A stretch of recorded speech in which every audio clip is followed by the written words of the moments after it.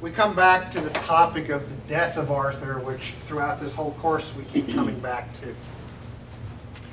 So, according to Geoffrey of Monmouth, and of course according to Le Morte d'Arthur, written 300 years later by a mysterious Sir Thomas Malory, we are told that Arthur is taken away to the Isle of Avalon. So of course it then becomes interesting to question, so where's the Isle of Avalon? The equation of Avalon to Glastonbury comes here. After 2 months, you're finally hearing it.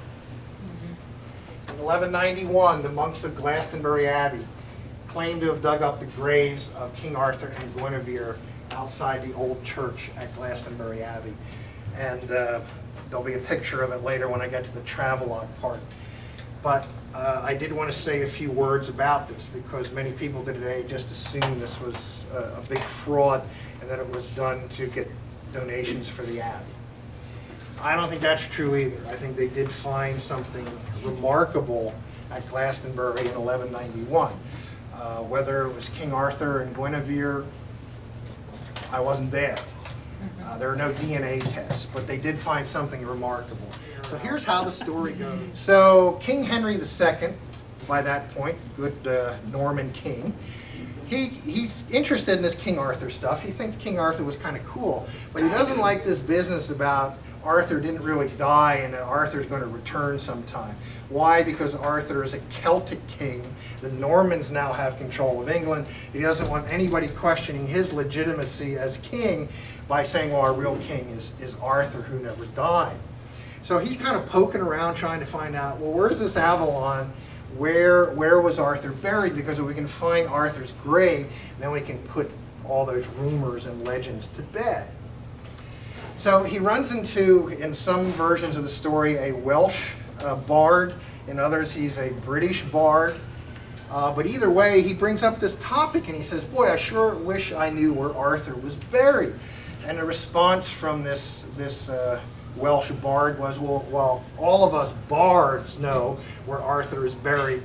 The secret's been passed down to the ages. So he said, well, by all means enlighten me because we need to honor this great king. So the bard tells him, we need to go to Glastonbury Abbey. There's two ancient, either pyramids or columns, depending how you translate it. And directly between those two pyramids, if you dig down far enough, you'll find the grave of Arthur. So the king shows up at Glastonbury Abbey and he says, you guys need to get out some shovels and picks and you need to start digging a hole. And I'll even show you where to dig the hole. Well, the abbot wasn't too sure about all this stuff, whether he wanted all this publicity and all this hustle bustle in the abbey, but this is the king. So the king strongly suggested that they wanted to start digging where the X was marked. And so the monks in Glastonbury did indeed start digging this very deep hole. So the story goes that 7 feet down, they hit a big rock, a big stone. And they dug out the stone, and when they flipped it over, there was an huge iron cross, like 6 feet tall, attached to the bottom of it. And that iron cross said, here lies King Arthur in the Isle of Avalon and his wife Guinevere. So they continued digging. 16 feet under the 7 feet. We are now down 24 feet. Clonk, clonk.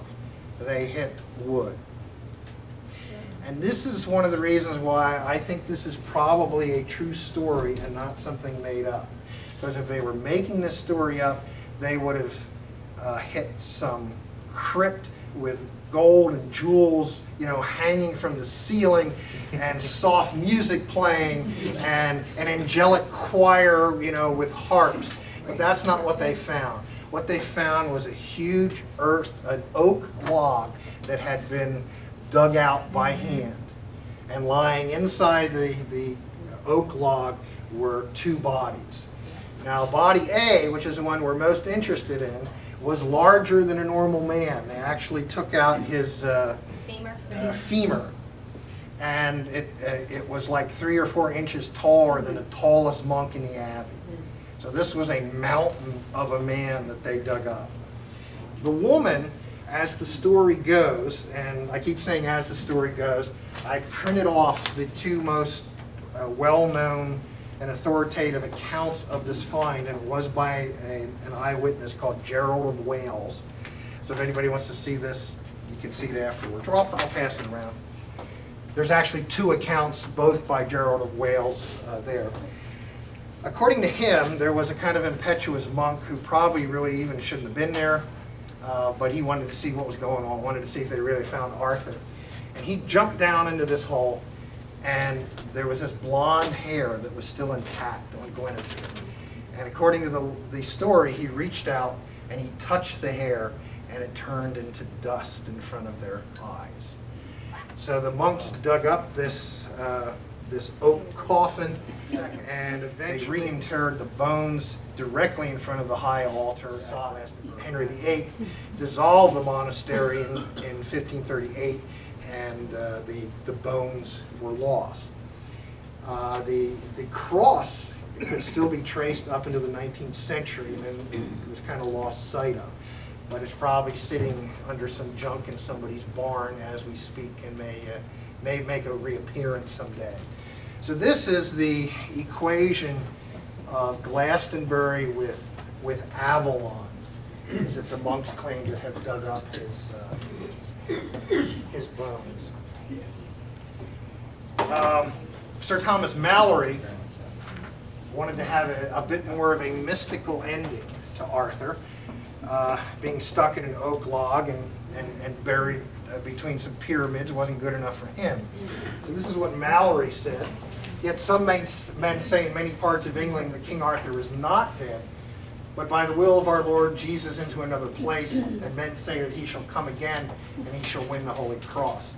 I will not say it shall be so. I love that. So Malory saying, I'm not saying this is so, but there are people who say this.